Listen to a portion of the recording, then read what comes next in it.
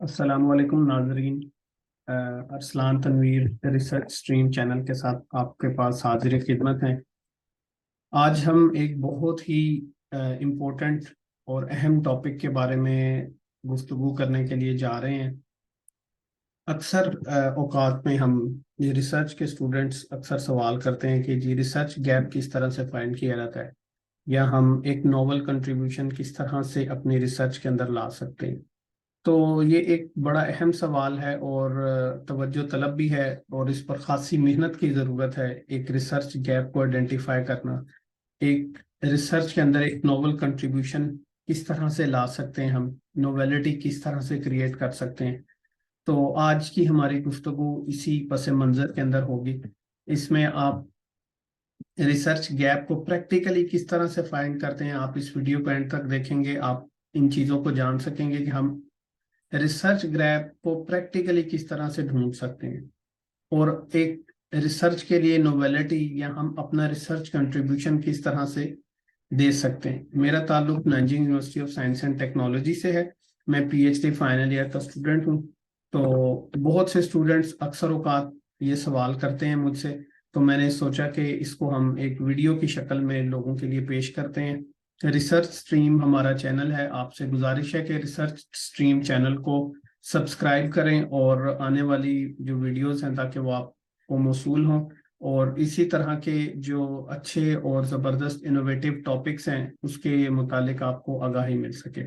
तो हम अपनी वीडियो की जानिब चलते हैं, और मैं उम्मीद करता हूँ आप वीडियो को एंड तक देखेंगे ताकि आपको इन मसाइल की मुकम्मल तौर पर आगाही मिले और आप इन चीज़ों को अच्छी तरह से समझ सकें।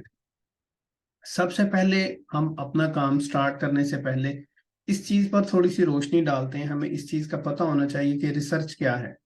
ठीक है ना। हम इस चीज़ को जानना चाहेंगे कि रिसर्च क्या है, व्हाई वी कंडक्ट रिसर्च। तो रिसर्च हमेशा दो मकासद के लिए कंडक्ट की जाती है। सबसे पहला मसला तो ये होता है कि when there is some problem we conduct research, कि किसी भी जगह पर कोई मसला आ गया है, कोई प्रॉब्लम आ गई है, तो उस मसले के हल के लिए हम रिसर्च कंडक्ट करते हैं। मिसाल के तौर पे when sales of a company is down, एक कंपनी है उसकी सेल डाउन हो गई है, ठीक है ना। हम ग्राफ के अंदर देख सकते हैं कि कुछ सालों में सेल ऊपर जा रही है और कुछ सालों में सेल नीचे जा रही है। तो हम ये ग्राफ देख सकते हैं। तो जब भी एक कंपनी की सेल्स इंक्रीज हुई फिर डिक्रीज की तरफ जा रही है, तो ये एक सवालिया निशान है। इसके ऊपर रिसर्च करने की जरूरत है। उस कंपनी को स्पेसिफिकली कुछ रिसर्च कंडक्ट करेगी, अपना डाटा प्रोवाइड करेगी और सारी चीजें, और उस पर एक अच्छी रिसर्च कंडक्ट की जा सकती है। इसी तरह हम अगर माहौल की बात करें, आजकल इन्वायरमेंटल सस्टेनेबिलिटी एक ग्लोबल इशू है। तो इन्वायरमेंटल सस्टेनेबिलिटी अगर किसी भी कंट्री की खराब हो रही है तो उसमें बहुत सारे फैक्टर्स इन्वॉल्व हैं। तो अगर इन्वायरमेंट खराब हो रहा है, माहौल के खराब होने से बहुत सारी अमवात हो रही हैं। ठीक है, माहौल के खराब होने से हमारी इकोनॉमी पे इम्पैक्ट्स आ रहे हैं या किस तरह के इफेक्ट्स हैं, तो हम इन चीज़ों को देखेंगे और इस पर भी एक रिसर्च कंडक्ट की जा सकती है। तो ये भी एक हमारे लिए ग्लोबल प्रॉब्लम है इन्वायरमेंट है, तो उसके ऊपर भी हम एक रिसर्च कर लेते हैं। When existing computer software is not properly working, कि जो मौजूदा एक निज़ाम है, हमारे पास एक कंप्यूटर सॉफ्टवेयर बनाया हुआ है, तो वो प्रॉपरली काम नहीं कर रहा। ठीक है ना। तो हम उस सॉफ्टवेयर को बनाने के लिए कोई मसाइल आ रहे हैं, आपकी डाटा प्राइवेसी के इश्यूज हैं, ठीक है ना, प्रॉपर वर्किंग के इशू हैं, ठीक है, डाटा वो आपका सही तरह से काम नहीं कर रहा, एफिशिएंट नहीं है। तो उस मसले को भी हल करने के लिए जब हम एक नया सॉफ्टवेयर डेवलप करते हैं, एक नई चीज इनोवेशन करते हैं, तो उस मसले के हल के लिए भी हम एक रिसर्च कंडक्ट करेंगे। दूसरी सूरत हाल के अंदर है व्हेन डू सम इन्वेंशन, जब हम कोई नया काम करते हैं, कोई नई इजाद करते हैं, design something new to solve the problem. अब पहला मसला तो ये था कि कोई प्रॉब्लम थी, उस मसले को हल करने के लिए हमने कुछ चीजों को आइडेंटिफाई किया कि ये मसाइल हैं, ठीक है ना, रिसर्च के थ्रू। और अब उन्हीं मसाइल को आगे जो सेकंड फेज के अंदर हम क्या करते हैं कि हम उनको ये प्रॉब्लम को हल करने के लिए कुछ चीजें इन्वेंशन करते हैं। मिसाल के तौर पे the whole world is nowadays facing some problems related to the energy and environment. माहौल खराब हो रहा है, तो उसी के तनाजुर में किसी बंदे ने, किसी भी इंसान ने ये सोलर पैनल्स बनाए, विंड एनर्जी का कॉन्सेप्ट दिया। तो ये उसने रिसर्च के थ्रू उसको पता चला कि जो फॉसल एनर्जी है या कोई जो ऐसी एनर्जीज हैं जो हम कोल, ऑयल, नेचुरल गैस है, इस तरह की चीज़ों को इस्तेमाल कर रहे हैं, और उससे इंसान की जो हमारे रिसोर्सेज हैं उस पर भी बड़ा इफेक्ट आ रहा है, इकोनॉमी पर इफेक्ट आ रहा है। तो हमें कुछ नई इजाद करनी चाहिए कि जिससे हमारे इस मसले का हल निकल सके। तो किसी ने सोलर पैनल्स बनवाए, सोलर टेक्नोलॉजीज की तरफ आए। इसी तरह फाइनेंस को, डिजिटल फाइनेंस को भी हम ले सकते हैं, एक नई इन्वेंशन है कि पैसे का कम से कम इस्तेमाल। तो इस तरह की चीजें इजाद करके भी हम अपनी जो रिसर्च है वो कंडक्ट कर सकते हैं। तो मेरे ख्याल से आपको एक बेसिक आइडिया मिल गया कि हम रिसर्च कंडक्ट क्यों करते हैं। तो ये दो वजूहात, बेसिक वजूहात हैं, इसके अलावा भी कुछ वजूहात हो सकती हैं, लेकिन ये दो बेसिक वजूहात हैं।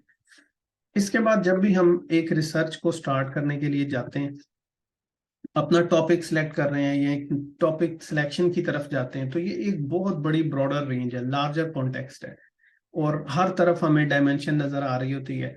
अगर एक ही फील्ड की बात करें, अगर हम मैनेजमेंट की फील्ड की बात करें, तो मैनेजमेंट के अंदर मार्केटिंग है, मैनेजमेंट के अंदर ह्यूमन रिसोर्स मैनेजमेंट है, कंज्यूमर बिहेवियर है, फाइनेंस इसमें आती है, ठीक है ना। तो बहुत लंबी चौड़ी फील्ड्स हैं। तो आपने लार्जर कॉन्टेक्स्ट के बारे में नहीं सोचना, बल्कि आपने रिसर्च एक स्पेसिफिक एरिया पे करनी है। या आप फाइनेंस पे रिसर्च कर सकते हैं, आप मार्केटिंग पे कर सकते हैं, आप एचआर पे कर सकते हैं, कंज्यूमर बिहेवियर वाली साइड पे जा सकते हैं, लीडरशिप की साइड पे जा सकते हैं। तो एक स्पेसिफिक साइड पर जाना है, क्योंकि आसमान में हमें हर सितारा चमकदार, ये पिक्चर में भी आप देख सकते हैं कि हर चीज ऐसे लगती है कि हम इस पे भी रिसर्च कर सकते हैं, इस पे भी कर सकते हैं, लेकिन हम हर चीज को अ, जो अपनी अ, हर चीज के ऊपर हम अपना फोकस नहीं कर सकते। इससे बहुत ज्यादा कंफ्यूजन क्रिएट होती है। तो बेहतर है कि हम एक स्पेसिफिक फील्ड को चूज कर लें, और वो हमारे लिए बेहतर होगी। तो इसी के मुतालिक कुछ आइडियाज जो हैं हमारे पास, कि एक रिसर्च टॉपिक या एक जो गैप है वो कैसे एग्जिस्ट करता है, ठीक है ना। तो ये बेसिकली हमारा रिसर्च गैप से रिलेटेड नहीं है, लेकिन टॉपिक आइडेंटिफाई करने के लिए ये चीजें बहुत ज्यादा कारआमद है। जैसा कि फ्लैश ऑफ ब्रिलियंस मॉडल है, कि एक बंदा सुबह उठा है और उसके माइंड में कुछ आइडियाज आए हैं, और उसने उन्हीं आइडियाज को रिसर्च के थ्रू रिग्रेस किया, रिसर्च के थ्रू प्रूव करने की कोशिश की है। दूसरा हमारे पास है लर्नर मॉडल। लर्नर मॉडल के अंदर हम अपना जो सुपरवाइजर है या हमारा एडवाइजर है, उससे हम कोई हेल्प लेते हैं, और उस एडवाइजर ने हमें कुछ रिसर्च के मुतालिक सजेशन दी हैं, और हमें टॉपिक आसानी से मिल गया है। बहुत आसान तरीका है ये लर्नर मॉडल का। द फोनिक्स मॉडल नंबर 3 है। तो आप फोनिक्स मॉडल के अंदर किसी प्रोजेक्ट पर काम करते हैं, और उस प्रोजेक्ट से आपको कोई प्रॉब्लम आइडेंटिफाई होती है, तो उस प्रॉब्लम को सॉल्व करने के लिए हम रिसर्च कंडक्ट कर सकते हैं, वहां से हमें गैप मिल जाएगा। इसके बाद है जी stapler model.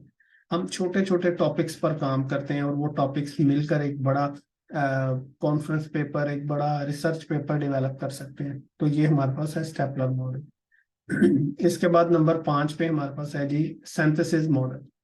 You need some papers. अब ये जो सिंथेसिस मॉडल है, ये पूरा एक साइंटिफिक तरीकाकार है कि हम कुछ रिसर्च पेपर्स पढ़ेंगे, उन रिसर्च पेपर्स को पढ़ के हमारे माइंड में जो आइडिया है हम उसको एज अ रिसर्च के थ्रू उसको हम प्रूव करेंगे। या हमने पेपर्स को पढ़ा, उन पेपर से हमें आइडियाज मिले, और वो आइडियाज हम कहीं भी इंप्लीमेंट करेंगे रिसर्च में, तो हमारे लिए हेल्पफुल हो सकेगा। एक्सटेंडेड टर्म प्रोजेक्ट के हम, you take a project that opens new perspectives. आपने एक प्रोजेक्ट को लिया, और उस प्रोजेक्ट से आपको नई चीजें, नए पर्सपेक्टिव, नई मॉडर्न टेक्नोलॉजीज आपके माइंड में आएंगे, तो वो हमारे पास एक्सपेंडेड टर्म प्रोजेक्ट के केस में आएगा। इसके बाद gather your gather your research using Google scholar. अब बेसिकली गैप आइडेंटिफाई करने के लिए एक बहुत अच्छा और अहम कुछ ये 5 पॉइंट के क्लूज हैं आपके लिए। सबसे पहले तो है जी, start reading latest research articles not more older than 5 years। 5 साल से पुराने पेपर्स ना हो। मिसाल के तौर पर आज 2023 का साल है, तो इससे 5 साल पुराने पेपर जो है ना वो आपने रीड करने हैं। 2018 तक के या 2017 तक के पेपर्स हों, तो वो पेपर्स आपने रीड करने हैं। लेटेस्ट 5 years के लेटेस्ट आर्टिकल्स जो है ना वो आपने पढ़ने हैं। गैप आइडेंटिफाई करने के लिए सबसे जरूरी और अहम चीज यही है कि हम ज्यादा से ज्यादा रीडिंग करें। Read high quality, produce high high quality. आप एक अच्छी क्वालिटी का अच्छा रिप्यूटेड जर्नल है उसका पेपर पढ़ेंगे तो आप अच्छी क्वालिटी की प्रोडक्शन कर सकेंगे। और दूसरा कॉन्सेप्ट है जी रीड मोर। ठीक है ना, ज्यादा से ज्यादा, जितने ज्यादा आप लिटरेचर को रीड करेंगे उतना ज्यादा आपके माइंड में फ्लोरिशिंग आइडियाज आएंगे। लेकिन बदकिस्मती से हम लोग पेपर रीडिंग की तरफ नहीं जाते, ठीक है ना, और हम ये समझते हैं कि हम 2-3 पेपर पढ़ लेंगे और उसके बाद हमें रिसर्च गैप मिल जाएगा। तो research is not as such easy thing that we perceive. तो ये इतना आसान काम नहीं है, इसके लिए मेहनत की जरूरत है। आपको कई 50 कई 100 आर्टिकल्स पढ़ने पड़ेंगे, उसके बाद आपको एक अच्छा गैप मिल सकेगा। इसके बाद है जी हमारे पास कौन से अच्छे जर्नल्स हैं, जैसे एल्सवायर है, स्प्रिंगर है, विले है, एमरल्ड, टाइलर फ्रांसिस, सेक पब्लिशिंग। इसके अलावा भी बहुत सारे जर्नल्स अवेलेबल हैं। अब आपने, ये तो हो गई दूसरी बात। इसके बाद नंबर 3 पे आपने क्या करना है, read more and more articles on your topic, broadens your idea about specific topic. अब एक बंदा मैनेजमेंट के अंदर एचआर, ह्यूमन रिसोर्स पे काम कर रहा है, तो जब वो ज्यादा से ज्यादा आर्टिकल्स को पढ़ेगा ह्यूमन रिसोर्स मैनेजमेंट को, तो उसको ह्यूमन रिसोर्स मैनेजमेंट के डिफरेंट डायमेंशंस का पता चलेगा, उसके डिफरेंट स्कोप्स का पता चलेगा। जब आपने 2 पेपर पढ़ के ही फैसला कर लिया है तो आपको गैप कैसे मिलेगा? You can make comparison of specific methods in the prior literature, try to find a new dimension and find gaps। तो आप जब ज्यादा पेपर पढ़ेंगे आपको पता चलेगा जी प्रीवियसली कौन कौन से मेथड्स अप्लाई हो रहे हैं, कौन सा आजकल के दौर में लेटेस्ट मेथड है जिसको मैंने समझना है, सीखना है और अपनी रिसर्च के लिए अप्लाई करना है। तो रीडिंग का ये फायदा होगा। When you read more, you can have a background storage about the different methods and perspectives in your research। कि आप अपनी रिसर्च कंडक्ट कर रहे हैं, आपने एक गैप आइडेंटिफाई कर लिया है, अब आपके पास बैकग्राउंड नॉलेज होगा तो आप चीजों को बेहतर तरीके से कर सकेंगे। आप उसके अंदर नई मेथडोलॉजीज का इजाफा कर सकेंगे, आप उसके अंदर डिफरेंट कंट्रीब्यूशंस करके अपनी रिसर्च को स्ट्रॉन्ग करेंगे। तो नेक्स्ट स्लाइड में हम देखेंगे कि रिसर्च गैप किस तरह के होते हैं, ठीक है ना, तो उसमें हम किस किस तरह के कंट्रीब्यूशंस को कर सकते हैं। और इन सब पेपर्स को रीड करते वक्त आपने क्या करना है, एक अहम चीज है जो स्क्रीन पे आपको एक मैपिंग शीट नजर आ रही है। इस मैपिंग शीट को अगर हम देखें तो हमें इससे पता चल सकता है कि मैपिंग शीट से हमें पता चल सकता है कि जब हमने पेपर को पढ़ना है, एक एक्सेल शीट डेवलप करनी है। ये टाइटल लिखा है उस पेपर का, ये उसके ऑथर का नाम, डिपेंडेंट वेरिएबल, इंडिपेंडेंट वेरिएबल, और रिसर्च की मेथोडोलॉजी क्या यूज की है हमने, ठीक है ना, कौन सी research methodology, data time period क्या था, क्या प्राइमरी डाटा था, सेकेंडरी डाटा था, किस तरह का डाटा था। इसके अलावा हमने उस रिसर्च के रिजल्ट्स को भी लिखा और उसके जर्नल्स का नाम भी हमने अपने पास मेंशन कर लिया। तो ये चीजें हैं, कुछ इंपॉर्टेंट चीजें हैं। तो इस तरह की मैपिंग शीट आप बना लेंगे, ये काफी हेल्पफुल रहेगी आपको गैप आइडेंटिफाई करने में। अब हम चलते हैं कि टाइप्स ऑफ रिसर्च, ठीक है ना, कि किस तरह के रिसर्च गैप किस किस तरह के हो सकते हैं। तो बेसिकली जब आप लिटरेचर रिव्यू पढ़ते हैं तो आपको पता चलता है कि जी पास्ट नॉलेज, ठीक है ना, व्हाट इज एग्जिस्टिंग, कि क्या चीजें इस वक्त मौजूद हैं। और उसके बाद हमें जो गैप बेसिकली क्या है कि यही वो वीकनेस है, या हमारी weakness of the past finding, कि क्या चीज, क्या कमी पेशी पिछले पेपर्स के अंदर, पिछले आर्टिकल्स में रह गई है जो कि हम यहाँ पर फुलफिल कर सकते हैं। तो वो हमारे लिए रिसर्चर के लिए अपॉर्चुनिटी है।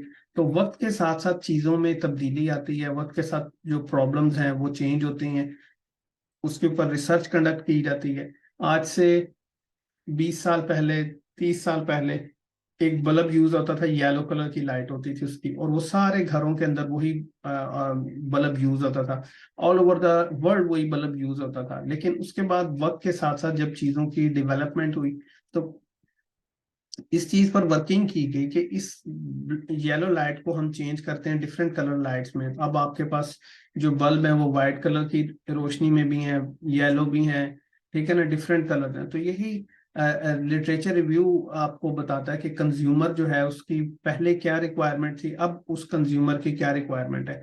तो इसी तरह आप टूथपेस्ट यूज करते हैं, तो पहले एक ही तरह की टूथपेस्ट थी, सिंपल, लेकिन अब आपको टूथपेस्ट के अंदर डिफरेंट कैटेगरीज अवेलेबल होंगी, ठीक है ना जी। ये क्लोव वाली है जी, कलौंजी वाली है, मिंट वाली है, डिफरेंट उसके फ्लेवर्स हैं। तो ये बेसिकली पास्ट में जो आपकी कंजम्पशन है उसकी बेस पे ही कंपनीज जो है ना वो रिसर्च कंडक्ट करती हैं और वो देखती हैं कि जी रिसर्चर के लिए हमारे कंपनीज के पास क्या अपॉर्चुनिटी है कि हम उस चीज को अडॉप्ट करें।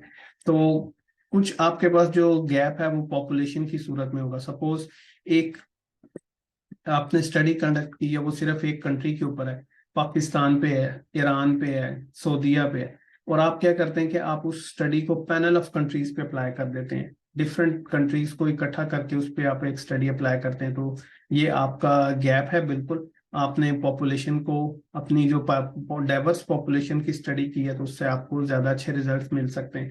या आपने एक स्पेसिफिक साउथ एशियन कंट्रीज को ले लें, एशियन कंट्रीज को ले लें, ठीक है जी। तो एक स्पेसिफिक जो जियोग्राफिकल रीजन के कंट्रीज हैं, आपने उसको स्टडी किया और ज्यादा कंट्रीज का डाटा लिया। इसी तरह कुछ स्टडीज जो है वो स्पेसिफिक प्रोवेंसेस के ऊपर कंडक्ट की हुई है, तो आप उसको भी इंक्रीज कर सकते हैं। गैप इन एनालिसिस, ठीक है जी। अब आपने एक ने रिसर्च एनालिसिस किया जी स्मार्ट पीएलएस सॉफ्टवेयर को यूज करके, एसपीएसएस सॉफ्टवेयर को यूज करके, तो आप उसकी जगह कोई नया सॉफ्टवेयर अप्लाई कर सकते हैं, नई इक्वेशनिंग मॉडल उसके ऊपर अप्लाई कर सकते हैं। तो इससे भी ये भी आपका एक रिसर्च गैप आपको आइडेंटिफाई होगा। आपने 5 पेपर पढ़े और वो सेम मेथोडोलॉजी पे हैं, आपने एक नई मेथोडोलॉजी सीख के उसके ऊपर लगाई, तो ये आपकी एक कंट्रीब्यूशन हो जाएगी। Research gap in concept and theories, ये मतलब पहले कोई रिसर्च पेपर पब्लिश हुए हैं, ठीक है ना, उन्होंने कुछ थ्योरेटिकल फ्रेमवर्क नहीं दिया उसके साथ, या कुछ थ्योरीज दी हैं और आपके माइंड में कुछ और थ्योरीज भी हैं जो उस पेपर के साथ सपोर्ट करती हैं, तो वो थ्योरीज उस पेपर में मिसिंग थी, आपने नई थ्योरीज को लगा के उस डाटा को एनालिसिस किया है, ये आपका कंट्रीब्यूशन हो सकता है। इसी तरह आपका मैथडोलॉजिकल कंट्रीब्यूशन भी हो सकता है, ठीक है ना, कि किसी ने प्राइमरी स्टडी लगाई है, प्राइमरी मेथोडोलॉजी को अडॉप्ट की है, ठीक है ना। प्राइमरी में भी डिफरेंट है, किसी ने क्वेश्चनर की स्टडी की है, किसी ने इंटरव्यूज कंडक्ट किए हैं, तो आप उसको डिफरेंट पर्सपेक्टिव में लेकर जा सकते हैं। आप उसके लिए सेकेंडरी डाटा ढूंढ के और उसको अप्लाई कर सकते हैं। तो ये तरीकाकार हैं सारे जिसके थ्रू आप अपने पास्ट नॉलेज को जो है ना देखते हैं कि क्या चीज एग्जिस्टिंग थी और अब आप क्या रिक्वायर्ड है, ठीक है ना, तो आप उस रिक्वायर्ड को किस तरह से फुलफिल कर सकते हैं। तो बेसिकली जो रिसर्च गैप है, this is the intersection between existing knowledge and the required और अननोन थिंग्स। अब हम प्रैक्टिकली देखते हैं, ये एक रिसर्च पेपर का मैंने स्क्रीनशॉट यहाँ पर लिया है, ठीक है ना। तो हर इंट्रोडक्शन के आखिरी जो 2-3 पैराग्राफ्स हैं उसमें आपको ये चीजें मिलेंगी। सबसे पहले है जी गैप ऑफ स्टडी। तो इस गैप ऑफ स्टडी को हम प्रैक्टिकली देखते हैं कि basically research is a story telling, ठीक है ना। रिसर्च में आप क्या करते हैं, एक पूरी स्टोरी आपने बतानी होती है, ठीक है ना। तो आपने लॉजिकली उन चीजों को कन्विंस करना है, ठीक है ना। अब हम इसको पढ़ते हैं जी। The present research aims to investigate the symmetric and asymmetric role of financial inclusion on environmental sustainability of Pakistan. तो इसका मतलब ये हुआ, मैंने देखा कि पास्ट में जो स्टडीज हैं वो सिर्फ सिमेट्रिक को फोकस कर रही हैं, मैंने उसको एसिमेट्रिकली भी प्रूव किया। तो ये मेरी स्टडी का एक गैप है। मैंने पेपर पढ़े, मुझे पता चला कि लोगों ने सिमेट्रिक एनालिसिस तो कंडक्ट किया, एसिमेट्रिक किसी ने नहीं किया। अब मुझे कैसे पता चला कि एसिमेट्रिक भी लग सकता है इसके ऊपर, तो मैंने पेपर पढ़े, मुझे पता चला कि डिफरेंट मेथोडोलॉजीज इसके ऊपर अप्लाई हो सकती हैं। तो मैंने उसके ऊपर डिफरेंट वर्किंग करके और आपको ये चीजें प्रोवाइड की। उसके बाद सेकंड पे ये कह रहा है जी हमारे जो एक्सप्लेनेटरी वेरिएबल्स है वो भी यहाँ गिवन है। उसके बाद वो बता रहा है कि जी prior literary studies on financial inclusion in Pakistan are highly concern about the banking and economic sector. जबकि फाइनेंशियल इंक्लूजन जो है वो बहुत ज्यादा कंसर्न्ड है अबाउट द इन्वायरमेंटल सस्टेनेबिलिटी। तो ये मेरी स्टडी की नोवेलिटी है कि मैंने फाइनेंशियल इंक्लूजन को इन्वायरमेंट के लिए अप्लाई किया। इसके बाद जो प्रेयर्स, जो पहले रिसर्च स्टडीज थी वो सिंगल प्रोवेंस को फोकस कर रही हैं, जो कि एक क्लियर पिक्चर नहीं देते पूरी इकोनॉमी को स्टडी करने के लिए। तो जो प्रेयर रिसर्च स्टडीज थी वो फोकस कर रही थी एक सिंगल प्रोवेंस को। तो मैंने पूरे कंट्री का डाटा लेके रिसर्च कंडक्ट की है जो कि अच्छे पर्सपेक्टिव दे रही है। तो इस पैराग्राफ को रीड करके हमें पता चलता है कि वाकई ये चीज जो है ना गैप है और इस चीज को फुलफिल करना चाहिए। तो आप हर इंट्रोडक्शन के लास्ट में 2 पैराग्राफ इंपॉर्टेंट हैं, एक गैप ऑफ स्टडी और दूसरा रिसर्च कंट्रीब्यूशन। तो जब मैंने इन रिसर्च गैप्स को देखा, उसके बाद मैंने एक रिसर्च कंट्रीब्यूशन का पैराग्राफ ड्रॉ किया कि हम किस तरह से जो है ना कंट्रीब्यूट कर रहे हैं। फर्स्टली हमारी स्टडी फोकस कर रही है सिमेट्रिक और एसिमेट्रिक दोनों के रिजल्ट्स को। उसके बाद सेकेंडली हमारी स्टडी फोकस कर रही है aggregate data for Pakistan apart from the previous research, जो कि सिर्फ फोकस कर रही थी प्रोविंशनल लेवल डाटा पे। इसके अलावा मैंने पीसीए डेवलप किया हुआ प्रिंसिपल कंपोनेंट एनालिसिस, ठीक है ना, जिसके अंदर मैंने फाइनेंशियल इंक्लूजन की 6 प्रॉक्सीज ली है, ठीक है ना, not a single proxy but the 6 proxies are focus. तो यही आपकी रिसर्च की कंट्रीब्यूशन बन जाएगी। इसके बाद एक हमने मॉडर्न मेथोडोलॉजी जो है ना वो एसिमेट्रिक के लिए लगाई है 2014 की, और साथ साथ ये आपने इसके रेफरेंस भी देने हैं, सिर्फ जबानी कलामी बात नहीं होगी, इसके साथ आपने प्रॉपर रेफरेंस देने के प्रीवियस स्टडीज में ये काम हुआ है और अब इस काम की जरूरत है। के बाद हम ये देख सकते हैं कि फोर्थ के अंदर मैंने लिखा है कि जी traditional unit root test apply हुए हैं, जबकि मैंने latest unit root test apply किए हैं। और साथ में हमारी रिसर्च जो है वो एक रिसर्च पॉलिसीज भी, हम प्रैक्टिकली रिसर्च पॉलिसीज भी गवर्नमेंट के लिए और ह्यूमन रिसोर्स के लिए प्रोवाइड कर रहे हैं, जो एक अच्छा फैक्टर है। ये भी हमारी रिसर्च का एक अच्छा कंट्रीब्यूशन है। तो ये आपने प्रैक्टिकली एक पेपर का व्यू देख लिया, आपको आइडिया हो गया कि पेपर के अंदर गैप किस तरह मेंशन होता है और रिसर्च कंट्रीब्यूशन किस तरह से उसके अंदर मेंशन होता है। के बाद हम बात करेंगे कि हम एक गैप को किस तरह आइडेंटिफाई करते हैं, उसके क्या स्टेप्स होंगे। सबसे पहले तो identify a broad area of interest. तो आपने एक पूरा ब्रॉडर एरिया जो है ना उसको आइडेंटिफाई कर लेना है। मैंने आपको पहले ही बात की थी कि मैनेजमेंट इज अ ब्रॉडर, ठीक है ना, ब्रॉडर टर्म है। तो आपने मैनेजमेंट के अंदर भी एक स्पेसिफिक फील्ड को आपने सिलेक्ट कर लेना है कि जी रिसर्च किस चीज पर कंडक्ट की जाएगी। तो मैनेजमेंट के अंदर कॉर्पोरेट रेपुटेशन है, एचआर स्ट्रेटेजीज हैं, लीडरशिप है। तो पहले आपने अपना एक स्पेसिफिक एरिया है उसके गिर्द दायरा लगा देना है। उसके बाद आपने उसको एक इनिशियल लिटरेचर स्कैन करना है, लिटरेचर रिव्यू को, अपने जो आपके माइंड में टॉपिक है आपने उन कीवर्ड्स को, उन सब चीजों को गूगल स्कॉलर पे सर्च करना है। उससे रिलेटेड आपको कुछ पेपर मिलेंगे, वो स्पेसिफिक पेपर्स आपने डाउनलोड करने हैं। 5 to 10 पेपर्स हैं, review and shortlist the articles, ठीक है ना, जो मोस्ट रिलेटेड पेपर्स हैं। तो वो 5 to 10 पेपर्स आपने रीड करने हैं। वो जो पेपर आप रीड करेंगे तो आपको उसमें से आइडिया हो जाएगा कि पास्ट में क्या चीज हुई है और अब किस चीज की जरूरत है, और जो चीज आपके माइंड में है वो क्या रिसर्च के थ्रू प्रूव भी हो रही है या नहीं। इसके बाद है जी skim your skim read your article shortlist. तो जो आर्टिकल्स हैं वो आपको, जो आपने शॉर्टलिस्ट किए हैं ऊपर, उन सब आर्टिकल्स को पूरा पूरा पढ़ने की जरूरत नहीं है, बल्कि आप उसके एब्स्ट्रैक्ट को, इंट्रोडक्शन को और उसकी जो मेथोडोलॉजी सेक्शन है इनको और कंक्लूजन को अच्छी तरह से पढ़ लेंगे। एब्स्ट्रैक्ट बेसिकली आपको पूरी स्टोरी बता देगा कि पूरा पेपर किस चीज के मुतालिक है, किस कंट्री पे हुआ है और किस कंट्री पे काम अभी नहीं हुआ, मैं किस कंट्री पे काम कर सकता हूँ, या प्रीवियसली क्या मेथोडोलॉजी इसने लगाई है। तो ये चीजें आपको वहां से पता चल जाएंगी। इंट्रोडक्शन को पढ़ेंगे तो आपको सारा पता चल जाएगा कि क्या जो रिसर्चर्स है वो उसने किस चीज को आइडेंटिफाई किया, उसकी क्या प्रॉब्लम थी, उसके क्या क्वेश्चंस थे। तो उसके अकॉर्डिंगली आप भी अपनी चीजों को अंडरस्टैंड कर सकते हैं। आखिर में आपके पास है future research is needed, FIR, तो हर रिसर्च के कंक्लूजन के नीचे एक पैराग्राफ दिया होता है जिसके अंदर फ्यूचर रिसर्च डायरेक्शंस होती हैं, फ्यूचर अपॉर्चुनिटीज होती हैं आपके पास रिसर्च के लिए। तो उन अपॉर्चुनिटीज को भी फोकस करके और एक अच्छा आर्टिकल प्रोड्यूस किया जा सकता है, उसको भी अगर हम पॉजिटिवली वर्क करके अच्छी चीज प्रोड्यूस कर सकते हैं। इसके बाद आखिरी टॉपिक है how to evaluate the potential research gaps. आपके माइंड में एक गैप आ गया है, तो सबसे पहले आपने उसकी ओरिजिनलिटी चेक करनी है कि क्या ये काम पहले हुआ या नहीं, ठीक है ना, क्या ये काम नॉवल है, वाकई ये चीज मतलब एक ये चीज पब्लिकेशन के काबिल है, या ये एक रिसर्च कंट्रीब्यूशन बन भी रहा है या नहीं। ये आपके माइंड में बस आया और आपने उसको जो है ना उस पर पेपर लिखना शुरू कर दिया, जबकि वो काम पहले हुआ हुआ है। तो ये आपकी रिसर्च की नोवेलिटी नहीं बनेगी। तो आपने वो काम करना है जो ऐसा टॉपिक, ऐसा टाइटल चूज करें जिसपे पहले रिसर्च ना हुई हो। तो जो स्पेसिफिक टॉपिक आपके माइंड में आ रहा है, उसके कीवर्ड्स, उसकी हर चीज आप गूगल स्कॉलर पे, रिसर्च स्केयर पे, जो है ना, रिसर्च गेट पे भी अच्छी तरह उसको चेक करें कि ऐसा कोई आर्टिकल, ऐसा टॉपिक पहले तो अवेलेबल नहीं है जो जिस पे आप काम कर रहे हैं। नंबर 2, कि जो भी data is the most important thing. तो आप जब भी रिसर्च कंडक्ट कर रहे हैं तो आप ये देखें कि इसका जो डाटा है वो किस तरह से हम कलेक्ट करेंगे, ठीक है ना। इस डाटा की एक्सेस हमें कैसे मिलेगी, क्वेश्चनियर है या इंटरव्यूज हैं या सेकेंडरी डाटा है, तो वो हमारी एक्सेस में कैसे आएगा, तो उसके मेथड्स को अच्छी तरह स्टडी करें।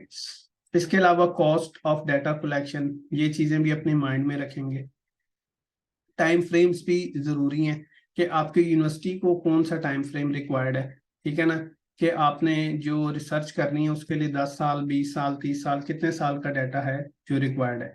और इसके अलावा आपकी जो सुपरवाइजर की कॉन्सेंट है वो बहुत ज़्यादा इंपॉर्टेंट है। आप कोई भी टॉपिक चूज करें, गैप सिलेक्शन करें, तो अपने सुपरवाइजर से इसको लाजमी डिस्कस करें ताकि उसकी इनपुट भी आपके पास आ जाएगी और उसके साथ साथ आपको उसकी कंसेंट भी मिलती रहेगी, उसकी विलिंगनेस भी साथ साथ शामिल होगी, तो आपको डिग्री अटेन करने में भी आसानी होगी। This is for the today presentation. तो ये आप एक फिगर देख रहे हैं, इस फिगर में भी लाखों हजारों गैप्स इस वक्त मौजूद हैं जिस पे रिसर्च हो सकती है, ठीक है जी। और रिसर्च करने के लिए, गैप आइडेंटिफाई करने के लिए बहुत ज़्यादा मेहनत की ज़रूरत है, पेपर रीडिंग की ज़रूरत है। आप अच्छे क्वालिटी के पेपर रीड करेंगे तो आपको डेफिनेटली गैप ज़रूर मिल जाएगा। तो उम्मीद करता हूँ कि आपको ये वीडियो काफ़ी फ्रूटफुल रही होगी, आपको काफ़ी हेल्पफुल रही होगी। तो इस वीडियो को दूसरे लोगों के साथ भी शेयर करें, सब्सक्राइब करें, और हमारा जो चैनल है रिसर्च स्ट्रीम उसको सब्सक्राइब करें ताकि आने वाली वीडियोस भी आपके पास आए। Thank you, Allah Hafiz.